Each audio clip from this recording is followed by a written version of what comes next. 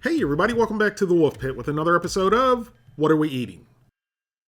You guys already know my love for Spam, but there's quite a few flavors I haven't tried yet, and turkey Spam is one of them. To be honest, turkey Spam scares me and doesn't even sound good. But it is my duty to try turkey Spam for you, the people, so you don't have to.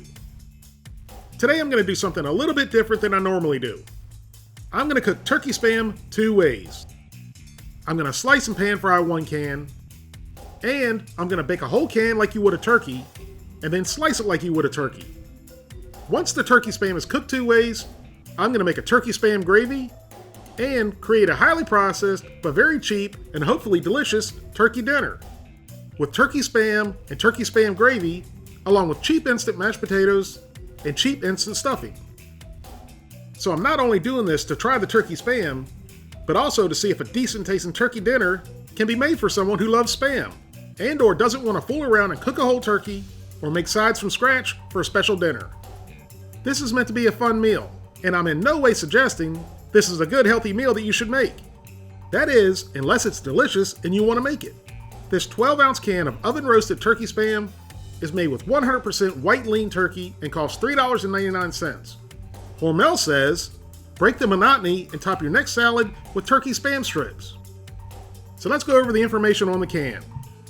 The ingredients, they're super simple, just like they are in regular Spam. Contrary to what most people think, the regular Spam is not made with everything from the rooter to the tutor on the pig. Regular Spam is made with only 7 ingredients, one less ingredient than here in the turkey Spam. There's 6 2-ounce servings per can, or simply 1 serving for a true Spam lover.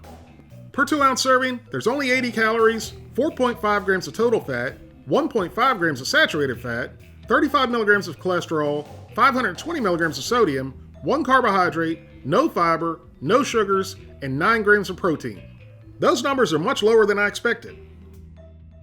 This must be an older can of Spam. They usually have a longer best by date. You can pan fry, bake, or even microwave Spam, but I'm pretty sure a true Spam aficionado would cringe at the thought of microwaving their beloved Spam. I'm going to fry one can per the instructions. But then I'm going to bake the second can and change up the cooking time and temperature because I'm going to cook it whole and then slice it. So here's the first can of oven-roasted turkey Spam. I put it on my toaster oven baking sheet, then it went into a preheated 325-degree toaster oven for 25 to 30 minutes, or until golden brown and heated through. Now this could be the makings of a Spam disaster, but we're going to find out either way. I'm going to slice the second can of turkey Spam with my musubi slicer that a viewer sent me, but it came directly from Amazon and there wasn't a name on it, so I don't know who sent it. But whoever sent it to me, thank you very much. So you simply put the whole can of Spam into the slicer and then push down for nice uniform pieces. The slicer worked great, except it was bigger than the can of Spam, which left a sliver of Spam on the end, which I tried straight out of the can. It certainly didn't look very appetizing, did it? But I've got to tell you, I was very happily surprised. It was very good straight out of the can. Now the slices go into a preheated skillet over medium-high heat. Let them cook for 4 to 5 minutes per side, or until the slices are to your desired crispification. Normally I fry Spam in a dry skillet, and it renders enough fat to cook in its own fat.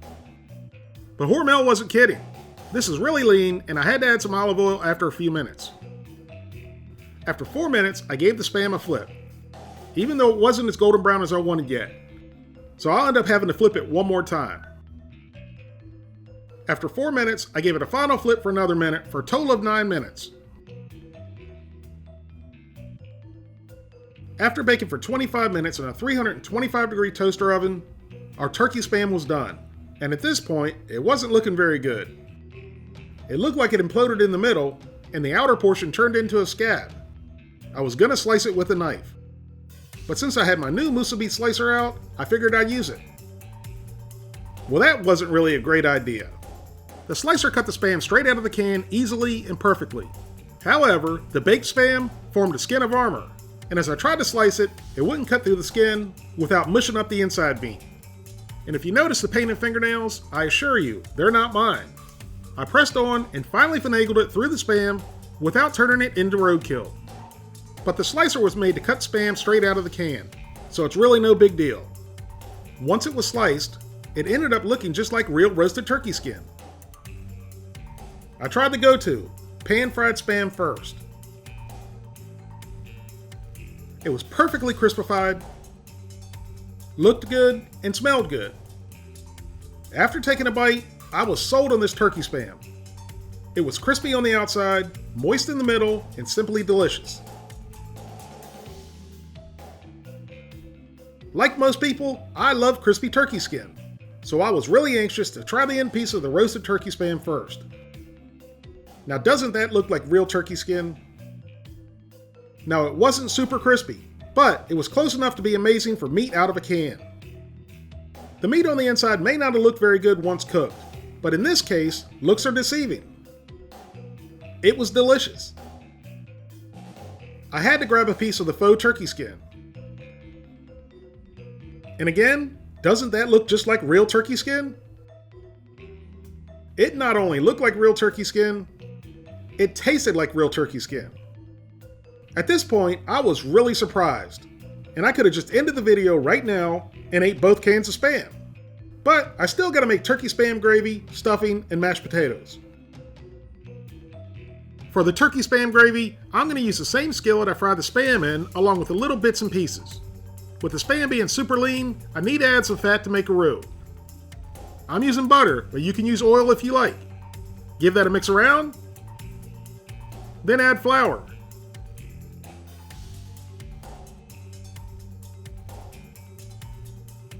Then continue mixing until all the butter and flour are incorporated and smooth.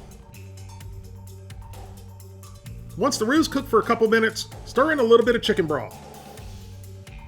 Then as it thickens, add a little bit more at a time. Once all the broth is added, season with salt, pepper, and rubbed sage. Bring it up to a light boil, then let it simmer until it's to your desired consistency. And then it's done. I figured everyone already knows how to make instant mashed potatoes and instant stuffing, so I really didn't need to show you how to do that. I'm going to add the turkey Spam gravy to the mashed potatoes. And just when you think you have enough gravy, add more. Then add gravy to the stuffing. And the same rule applies. When you think you have enough, add more. And of course, the gravy also goes onto the Spam slices.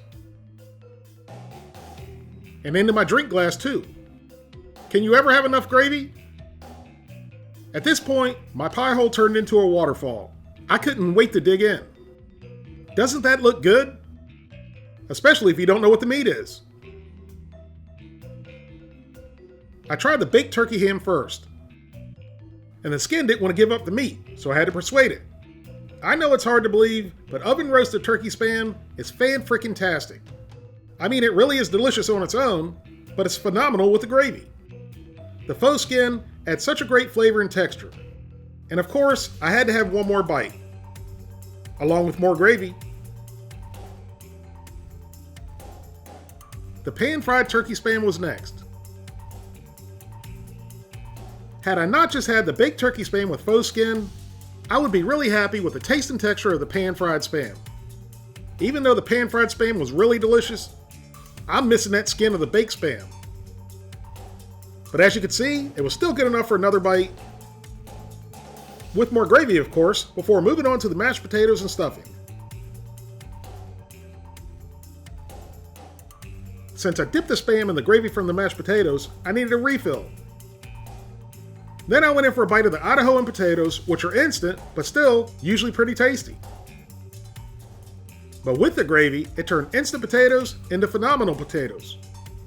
I had to have one more bite of the potatoes to ensure my opinion was correct. And it was. Delicious with the gravy. Finally onto the Great Value brand instant stuffing, and again, the stuffing is average, like stovetop.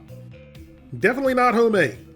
But with the Spam gravy, I didn't care. The gravy made life good. So good, I had to have more. I went into this video with very low expectations for turkey Spam, and now I'm finishing the video totally shocked. Out of the can, the turkey Spam was good. Definitely not as firm as original Spam, but it had great flavor. Pan fried, it was even better. With it being so lean and having to add oil, I was afraid it might turn out dry. But it got nice and crispy on the outside, was moist in the middle, and overall delicious.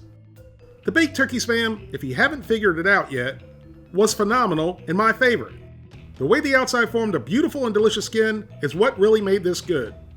The turkey spam gravy was a hidden gem in this fun to make meal. Although the turkey spam had great flavor, the sage is what sent it over the top. Simply imagine eating the most delicious TV dinner you've ever had. The whole meal was cheap, it was processed and full of sodium with everything together. It was a lot of fun to make, and most of all, it was delicious. Straight out of the can, the turkey spam gets a 7. Pan fried, it gets an 8. Baked, a strong 9.